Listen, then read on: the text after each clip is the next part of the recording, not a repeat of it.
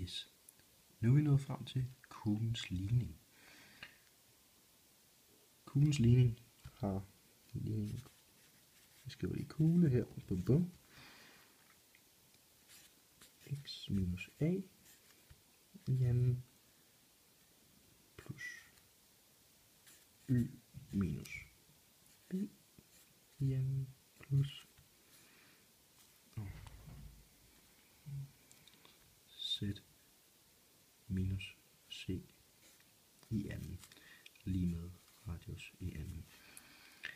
Det er sådan her, at A, B og C, det er centrum.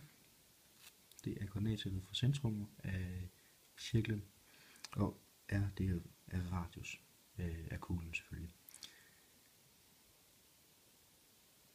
Jeg skal lige se telefonen her, det der med. Det tror jeg.